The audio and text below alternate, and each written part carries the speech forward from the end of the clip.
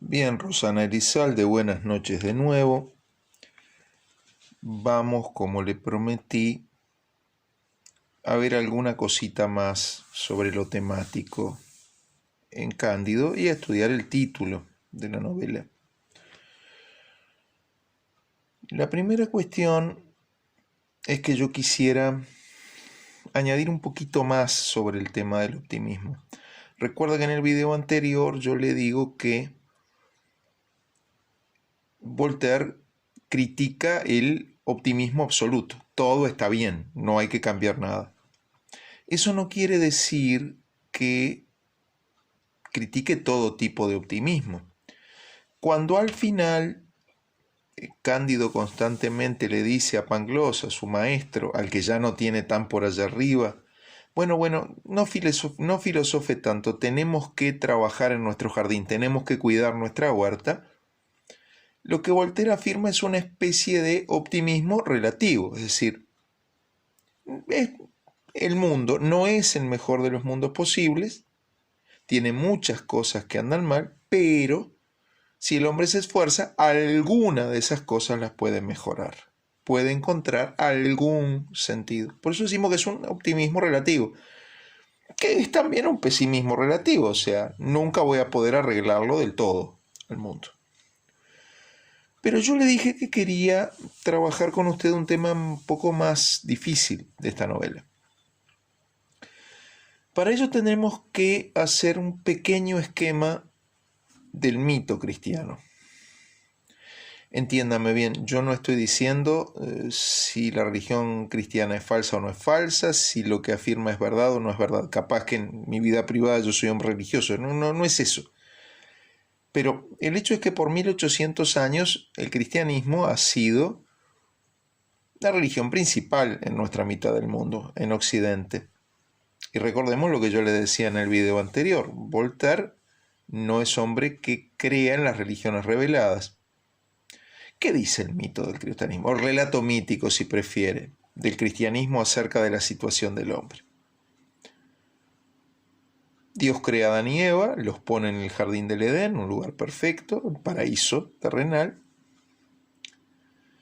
Les da una única prohibición: no coman del árbol del conocimiento del bien y del mal. Hagamos un paréntesis, a un racionalista como Voltaire esa prohibición no le puede caer simpática. Si él entiende que el hombre debe conocer, debe juzgar por su propia razón, por su propia experiencia, no le va a caer simpático un Dios que le dice a los hombres que ha creado: el que tiene que decidir qué está bien o qué está mal soy yo. Ustedes no pueden comer el árbol del conocimiento del bien y del mal. No lo pueden decidir ustedes eso. Pues están en ese paraíso, desobedecen, cometen un error, son expulsados. ¿Y en qué consiste toda la historia de la salvación para el cristianismo y para el cristiano? En vivir toda una vida de acuerdo a las reglas que Dios les revela para volver a reconciliarse con Dios y alcanzar de algún modo otra vez ese paraíso perdido. Usted se preguntará, capaz que oyó el audiolibro que le dejé de Cándido, capaz que ya lo leyó, lo está leyendo. ¿Y esto qué tiene que ver con Cándido? Usted sabe que yo creo que tiene que ver, pensemos. Para Cándido, en su memoria, durante toda la novela, Thundertentron, donde él fue niño, es el paraíso perdido. Es el paraíso del que lo expulsaron. ¿Vio? Del mismo modo que Dios con Adán y Eva, a él, el señor varón, cuando lo ve besándose o intentando besarse con Cunegunda atrás del biombo, lo expulsa por un error que ha cometido Cándido. El pecado de Cándido sería intentar besarse con Cunegunda.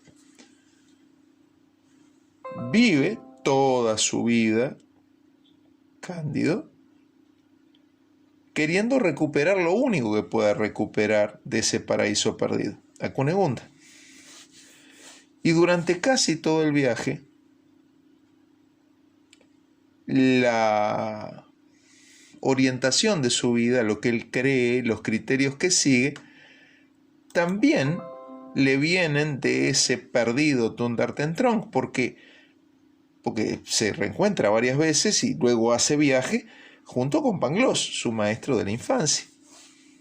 Del mismo modo, para el cristiano, pues la religión revelada le viene de ese mismo Dios que primero lo puso en el Edén, Adán y Eva, y después los expulsó por desobedecerlo. Y finalmente, Cándido recupera ese paraíso, porque se puede reencontrar con Cunegunda y se puede casar con ella. Ahora, cuando se reencuentra con Cunegunda, Cunegunda ya está vieja, ya está fea, ya está triste, ya está rezongona. Y Cándido, entre otras cosas, para ir con Cunegunda, llegó a la legendaria ciudad del Dorado en América, donde todo es de oro, todo es riqueza, todo es maravilla, donde la gente vive bien porque es razonable. O sea, llegó al paraíso, pero lo dejó porque él se imaginaba otro paraíso, Cunegunda. Y claro, ya no es la misma que cuando era muchacha, le ha pasado muchas cosas. Entonces, si usted se fija, de alguna manera, en clave, ¿no? Voltaire parecería estar diciendo, Europa cristiana, capaz que están equivocados en vivir toda una vida de acuerdo a una religión que los va a devolver a un paraíso que perdieron. Capaz que ese paraíso no es tan paraíso, como no era tan la gran cosa la pobre Cunegunda cuando ya se puede casar con ella, Cándido, ¿verdad?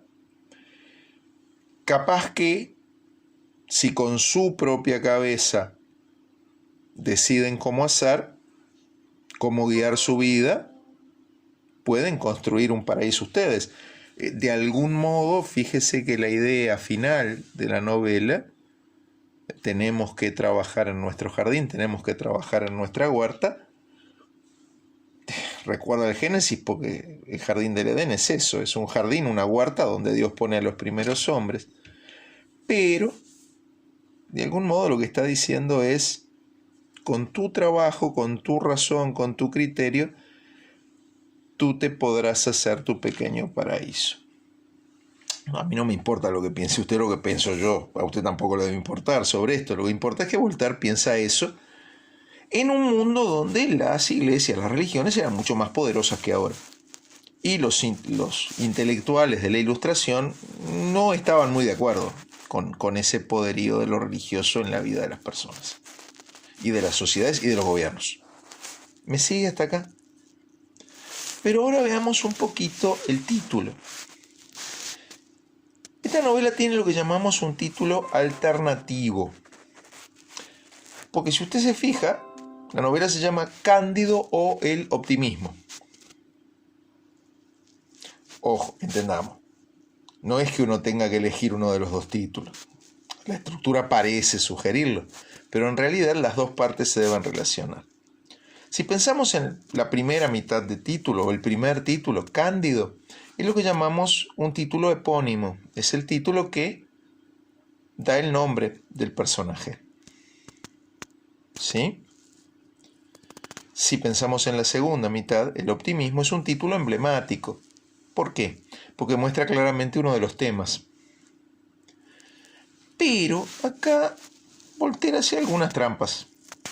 Para empezar, porque Cándido es un nombre que tiene significado. Cándido significa ingenuo. Entonces, si uno lee ahora con este conocimiento el título, Cándido o el optimismo, ingenuo o el optimismo, caramba, hay ciertas maneras de optimismo que no son otra cosa que un acto de ingenuidad. ¿Sí? Esto importa. Lo que está diciendo es, si tú eres absolutamente optimista, si tú crees que todo está bárbaro, que no tienes nada que hacer para mejorar el mundo, es porque eres muy ingenuo. ¿Sí? Ahora bien, para ir cerrando este primer video, ¿no? este segundo video, antes de meternos estrictamente con el análisis del capítulo 6 del Cándido. Habría que hablar un poquito de lo que piensa Voltaire acerca de la ingenuidad. El ser ingenuo implica no saber, ignorar. Y Voltaire respeta mucho, aunque parezca mentira, la ingenuidad. De hecho, uno de sus cuentos filosóficos más bonitos se llama El Ingenuo, acerca de un indio hurón que llega de Canadá francés a Francia, y con esa ingenuidad, con ese no estar enterado, cada vez que pregunta por algo, critica algo, pone el dedo en la llaga de los defectos de la sociedad francesa.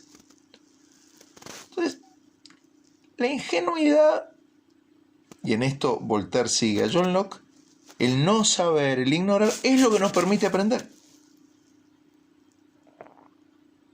Parece raro, pero es así. La única forma en la que yo puedo aprender es si primero no sé. Es como una botella, si yo la quiero llenar de algo, pero ya está llena de otra cosa, primero la tengo que vaciar. Acá es lo mismo. El hombre, para poder aprender, primero tiene que ignorar, tiene que no saber. Claro, ¿cuál es el lío? Que a veces el ingenuo acepta y da por bueno conocimiento que no está suficientemente probado. Ese es Cándido al principio. Cándido acepta y da por bueno el discurso de Pangloss, que es un discurso disparatado, dogmático, que no puede ser probado ni por los hechos ni por la razón. Al contrario, que los hechos y la razón muestran que es equivocado. Ahora, ¿qué pasa con ese ingenuo que es Cándido? Ese ingenuo que es Cándido, en la medida que viaja, o sea, en la medida que vive, en la medida que le pasan cosas, que hace experiencia, que piensa, pasa de compartir el optimismo absoluto de Pangloss a un optimismo más matizado, más relativo, más mezclado con pesimismo. No todo está bien en el mundo, en el mejor de los mundos posibles.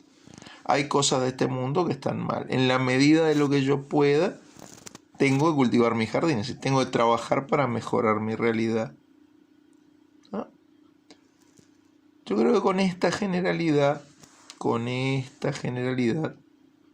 nosotros podemos estar preparados para trabajar el capítulo 6. Pero eso se lo voy a enviar tal vez lunes o martes en otra tanda de videos. Tal vez un poco, no estos 2 que le mando ahora, sino unos cuantos más. Le ruego que se tome un tiempito para ver esto, que lo vaya contrastando con lo que pueda leer, ¿tá? Y bien, que todo pueda ir mejorando. Tenga buenas noches.